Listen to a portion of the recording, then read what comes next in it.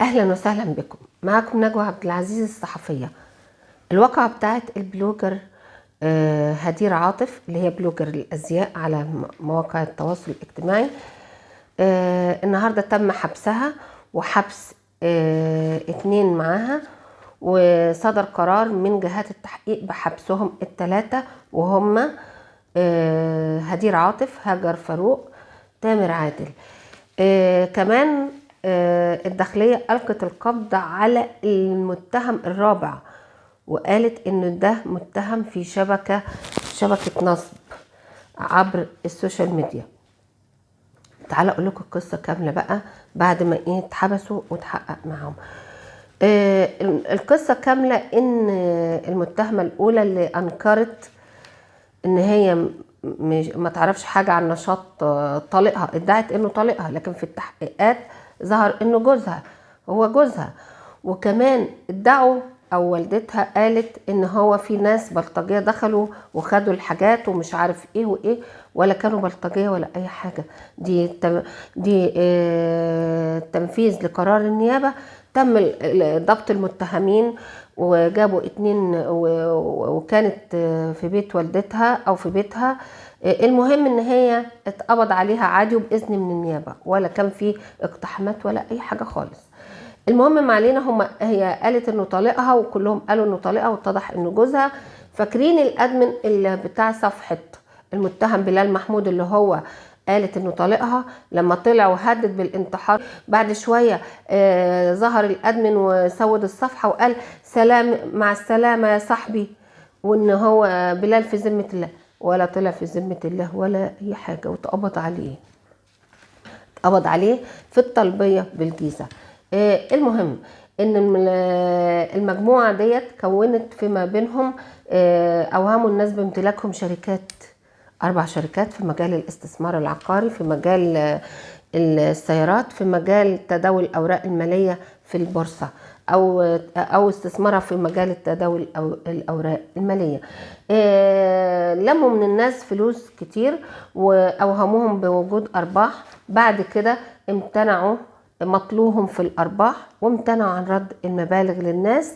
الناس بلغت اجهزه الامن، اتحرت لقت ان الكلام صح، استصدرت اذن من جهات التحقيق الرسميه من النيابه العامه، واذنت لهم بالقبض عليهم. 3 منهم اتقبض عليهم امبارح واتحبسوا النهارده 4 ايام على ذمه التحقيقات، طبعا بتهمه او لاتهامهم لقيامهم بالنصب على المواطنين. اعترفت طبعا البلوجر هدير، كانت بتقول ان هي ما تعرفش حاجة، او والدتها قالت ووالدها انها ما تعرفش حاجة عن استثمار، عن مشاريع جوزها او عن نشاطه. لكن هي في التحقيقات بتبقى الدنيا حاجة تانية خالص. قالت ان هي كانت يعني حلقة وصل ما بين جوزها وما بين الجمهور، وان ان هو قام بإنشاء مواقع من 7 شهور، من إنشاء حسابات أو حساب على مواقع التواصل الاجتماعي لتلقيه أموال المواطنين طبعا في تجارة العقارات مقابل أرباح. وقالت إيه كمان؟ قالت ده إن هو ما كانتش شركته مسجلة، لكن هو اكتفى بس إن هو أعلنها عبر النت، وخد من مسكنهم ال2 مقر لممارسة هذا النشاط. ده كمان أكدت ان هم التقوا بالمواطنين دول في مقر بالتجمع، وأبرموا معاهم